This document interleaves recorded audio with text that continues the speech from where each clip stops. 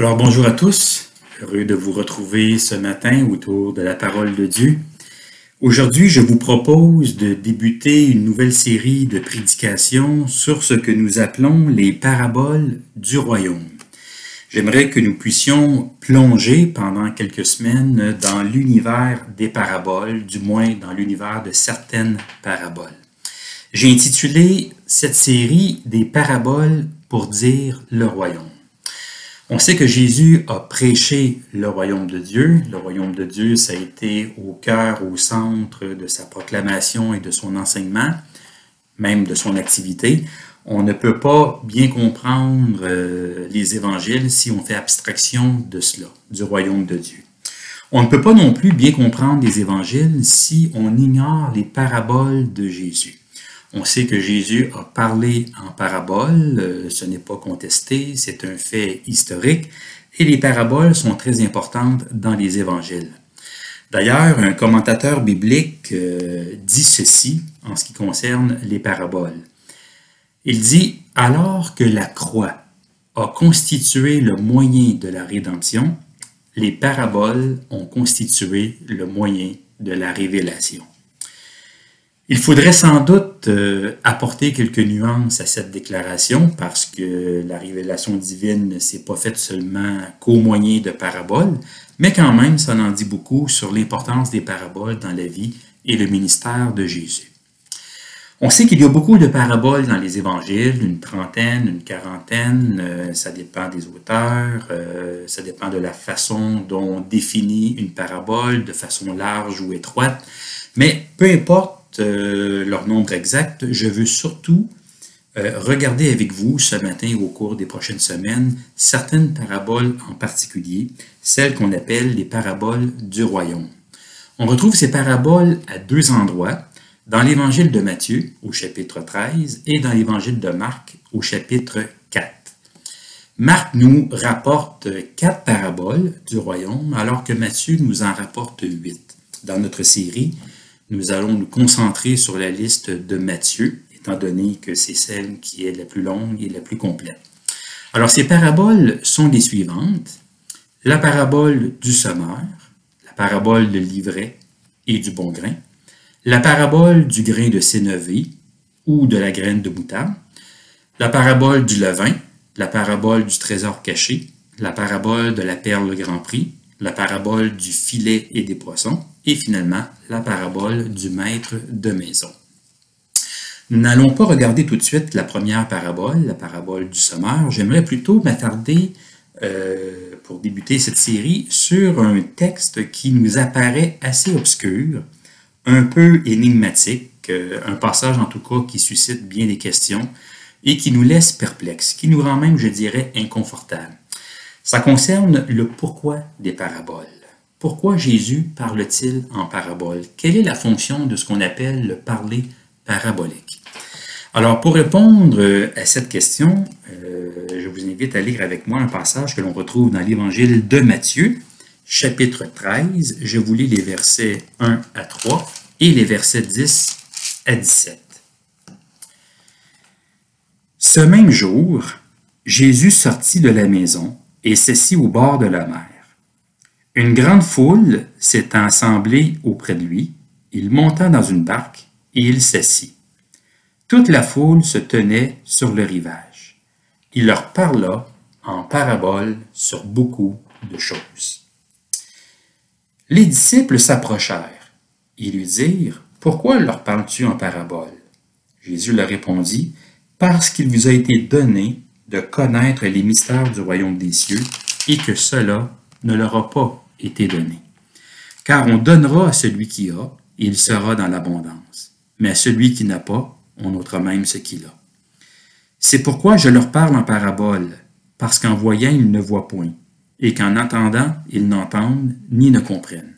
Et pour eux, s'accomplit cette prophétie d'Ésaïe. Vous entendrez de vos oreilles, et vous ne comprendrez point. Vous regarderez de vos yeux, et vous ne verrez point. Car le cœur de ce peuple, ils ont endurci leurs oreilles, et ils ont fermé leurs yeux, de peur qu'ils ne voient de leurs yeux, qu'ils n'entendent de leurs oreilles, qu'ils ne comprennent de leur cœur, qu'ils ne se convertissent et que je ne les guérisse. Mais heureux sont vos yeux parce qu'ils voient, et vos oreilles parce qu'elles entendent.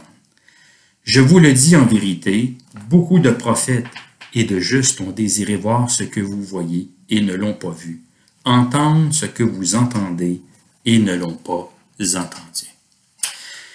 Alors voici la parole de Dieu pour nous aujourd'hui. Ouvrons notre cœur à cette parole et que le Seigneur puisse nous rejoindre là où nous sommes. Amen. Alors voilà un passage qui en a troublé plus d'un. C'est un passage qu'il nous faut aborder avec humilité, chaque fois d'ailleurs que nous ouvrons l'Écriture.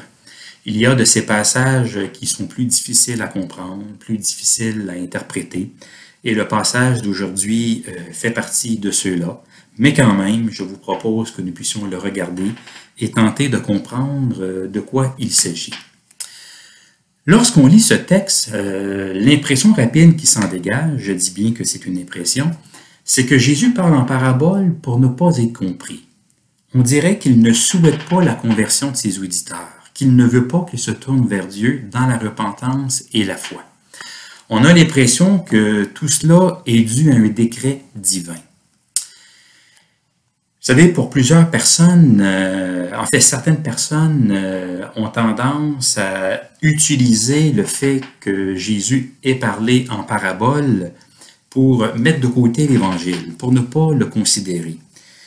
Des gens ont tendance à dire on ne peut pas vraiment comprendre l'Évangile parce que Jésus a parlé en parabole. Donc, puisque Jésus a parlé en parabole, on ne peut pas vraiment savoir quel a été son message.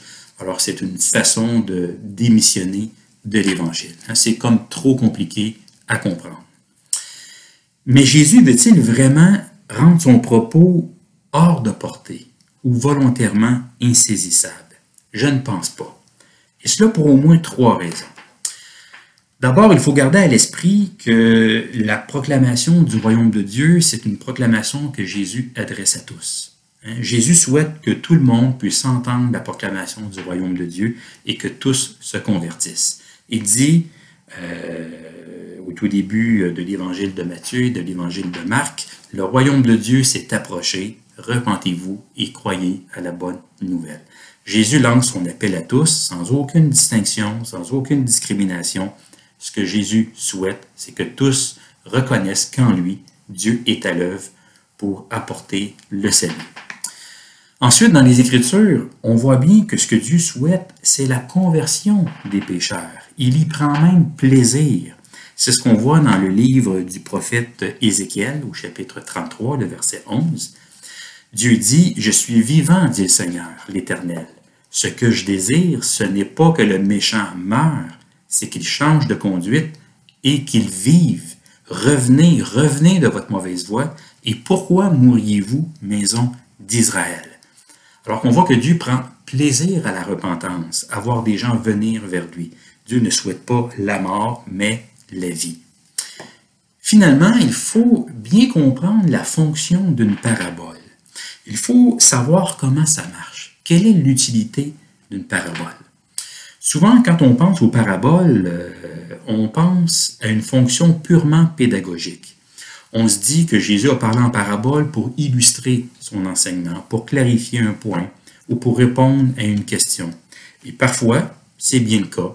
Par exemple, un jour, quelqu'un lui a demandé « Qui est mon prochain ?»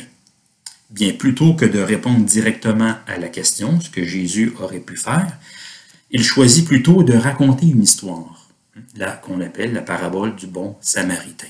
Alors, par cette parabole, Jésus répond à la question du jeune homme, qui est mon prochain. Alors, une parabole, en partie, c'est cela.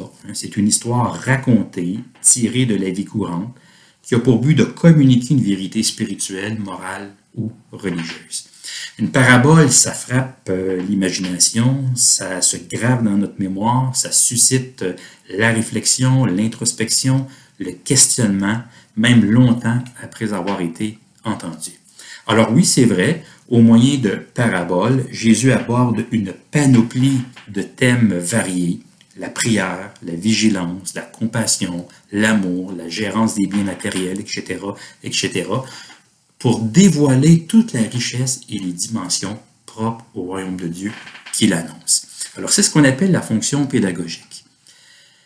Ici, dans notre texte, les paraboles ont une autre fonction.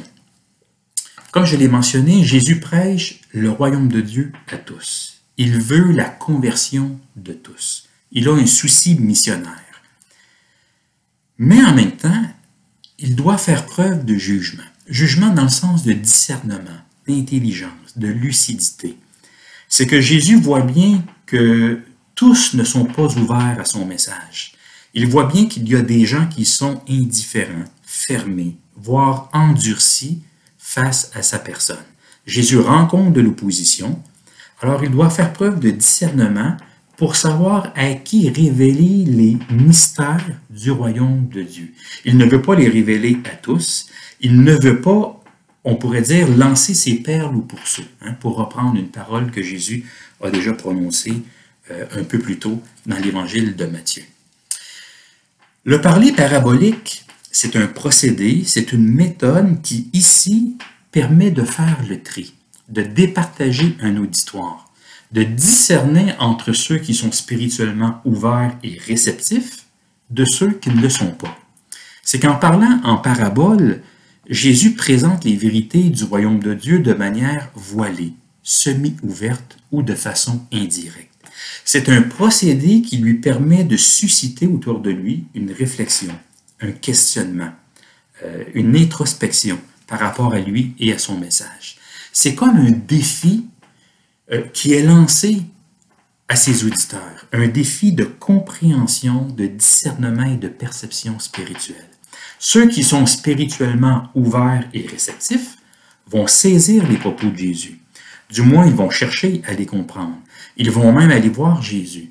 Ils vont s'inclure dans le cercle des disciples. Et s'ils ne saisissent pas tout, comme c'est le cas pour les disciples proches de Jésus, bien, ils vont aller voir Jésus et Jésus va leur donner des explications.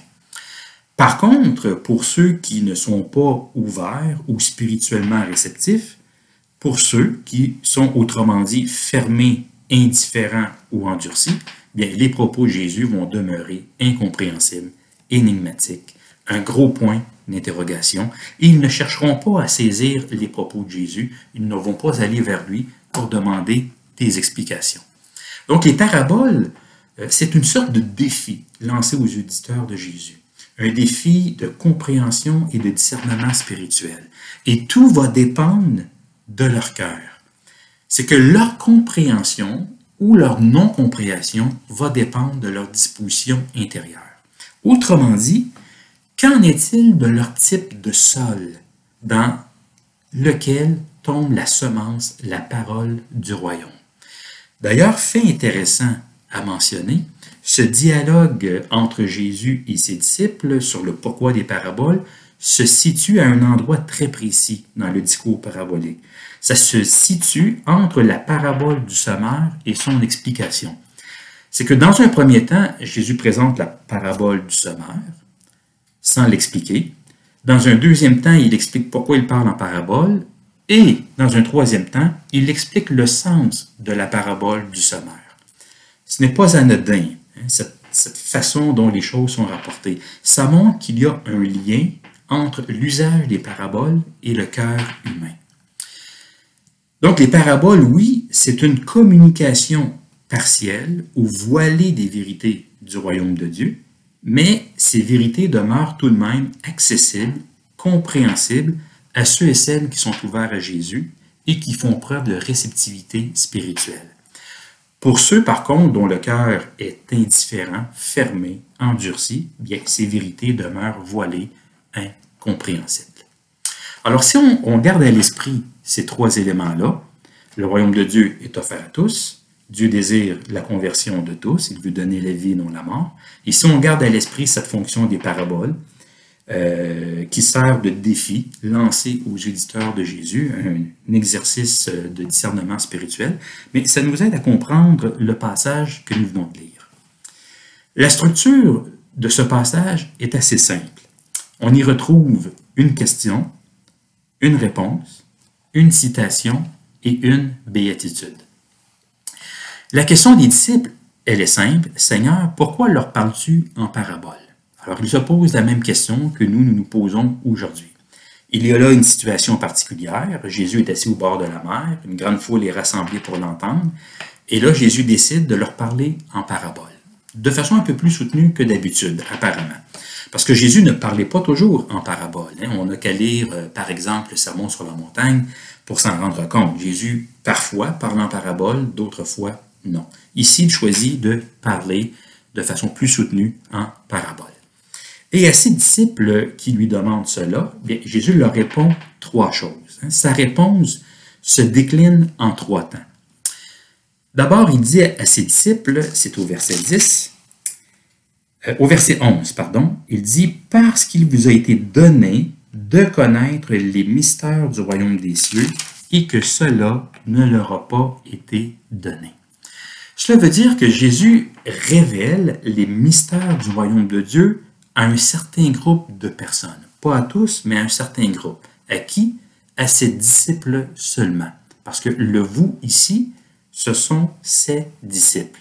Les disciples au sens large. Il n'est pas juste question des 12 apôtres, mais de toute personne qui répond à la proclamation de Jésus. Alors, par cette parole, Jésus indique que c'est aux disciples que sont destinés les mystères du royaume de Dieu. Les autres, par contre, n'y ont pas accès. S'ils avaient choisi de faire partie des disciples, ils ont toujours cette opportunité-là, mais s'ils avaient choisi de faire partie des disciples, ils auraient eu accès, eux aussi, au mystère du royaume de Dieu. Mais malheureusement, on voit que plusieurs personnes ferment leur cœur à Jésus et à son message. Ils refusent de devenir ses disciples. Alors, les vérités, les mystères du royaume de Dieu, ces vérités que Dieu est prêt à révéler, demeurent pour eux inaccessibles. C'est pourquoi Jésus leur dit que cela ne leur a pas été donné. Cela n'est pas dû à un décret divin, c'est dû au fait que ces gens-là refusent de devenir disciples. Deuxièmement, Jésus dit, « Car on donnera à celui qui a, et il sera dans l'abondance, mais à celui qui n'a pas, on ôtera même ce qu'il a. » Alors, il faut comprendre cette parole proverbiale dans le prolongement de la première. Cela veut dire que ceux qui s'ouvrent au message de Jésus vont recevoir davantage de lui. Jésus va leur expliquer les paraboles. Il va leur dire comment les comprendre. Il va leur donner davantage d'explications. Alors, cette parole-là, ici, n'a rien à voir avec la richesse ou avec les biens matériels. Ça concerne surtout la connaissance des mystères du royaume de Dieu. Jésus dit, autrement dit, que ceux qui reçoivent et qui accueillent le royaume de Dieu, qui ont déjà reçu une partie de l'annonce du royaume, vont recevoir davantage de révélations par la suite. Quand on se trouve assis au pied de Jésus, quand on se trouve à l'intérieur du cercle des disciples, on a un accès privilégié à tout l'enseignement de Jésus. Et finalement, Jésus dit, « C'est pourquoi je leur parle en parabole, parce qu'en voyant, ils ne voient point, et qu'en attendant, ils n'entendent ni ne comprennent. » Cela signifie tout simplement que Jésus refuse de donner des explications aux personnes qui sont indifférentes, fermées ou endurcies. Ceux qui restent à l'extérieur du groupe des disciples, Jésus n'a que des paraboles sans explication pour eux. Il ne leur reste qu'à entendre son enseignement en parabole sans en comprendre le sens. Et pourquoi est-ce qu'il en est ainsi? C'est parce qu'ils n'ont pas voulu voir, ils n'ont pas voulu entendre et ils n'ont pas voulu comprendre.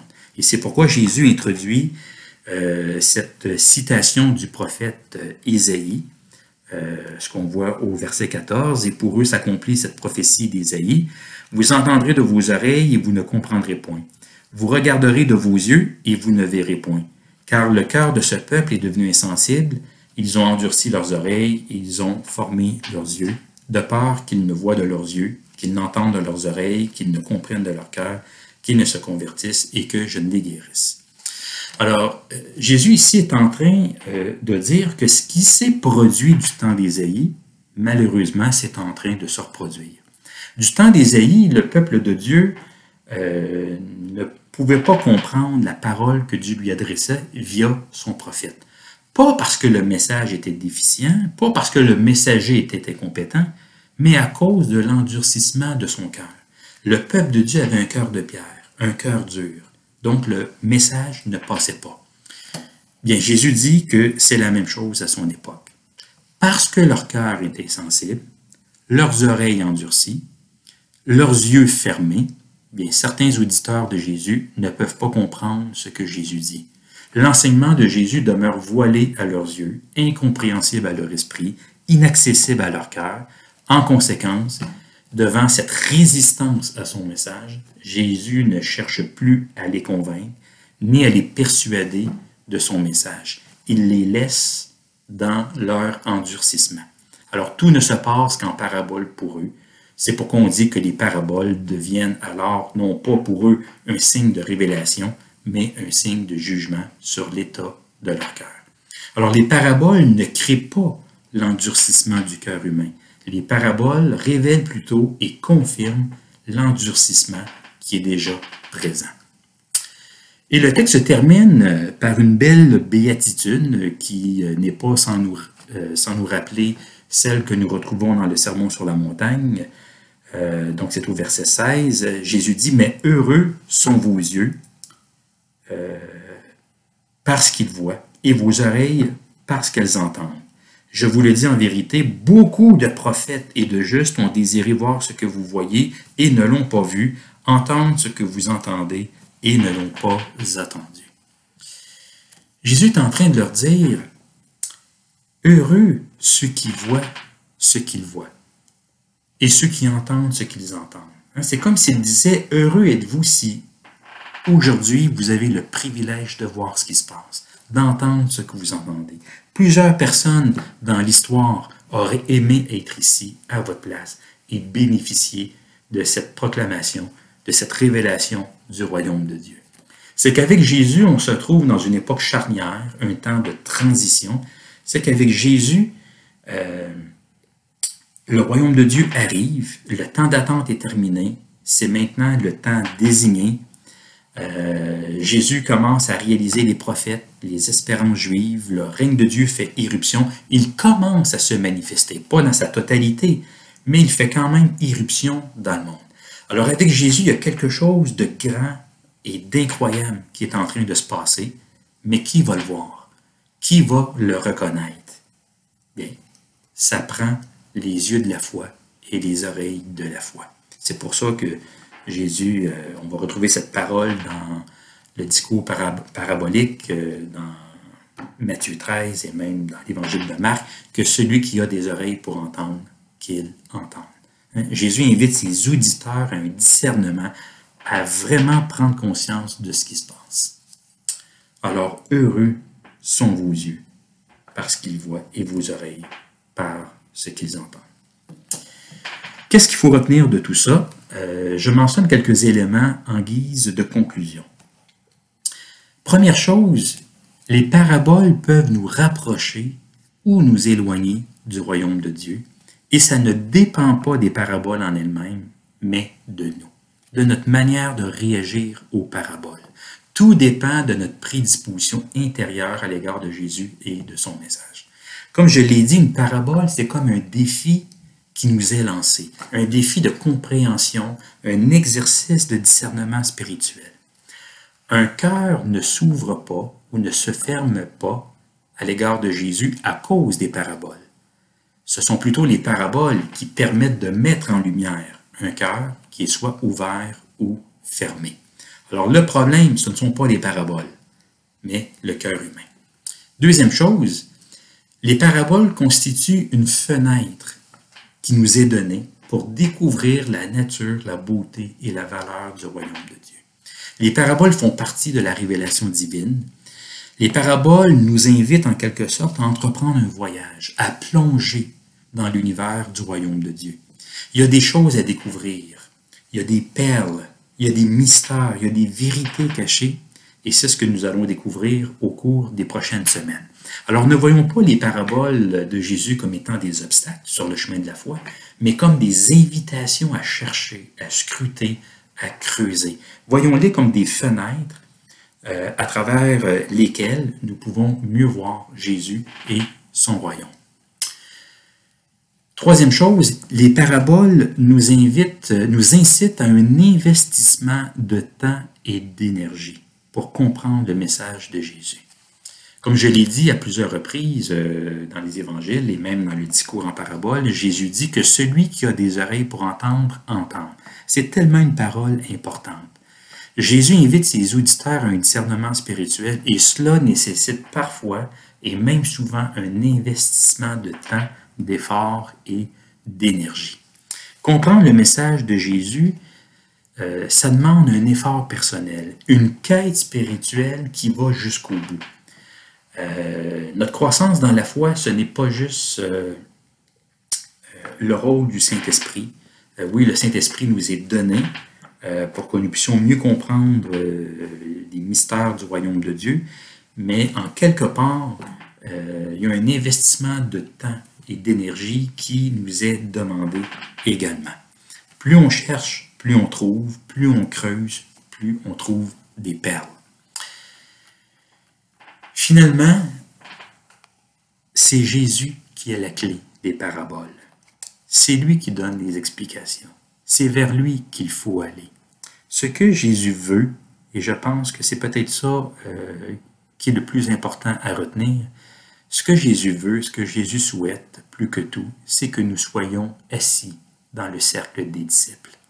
Il ne faut pas approcher les paraboles comme étant simplement, il ne faut pas les approcher comme étant une énigme intellectuelle à résoudre, mais comme des appels à venir vers Jésus. Le Seigneur souhaite que nous soyons près de lui, à ses pieds, que nous soyons ses disciples. Alors, son appel s'adresse à tous. L'appel est universel, mais le Seigneur nous invite à venir vers lui, à nous laisser instruire par lui, par son esprit. Alors, oui, la foule qui entend ces paraboles sont appelées à une réflexion, à un discernement spirituel, et c'est encore le cas pour nous aujourd'hui. Alors, répondons à l'appel de Jésus, et si nous lui avons déjà dit oui, bien, restons assis dans le cercle des disciples et laissons son esprit, l'Esprit Saint, nous enseigner, cet esprit qui est l'esprit de Jésus et qui nous conduit dans sa vérité, dans la vérité. Amen.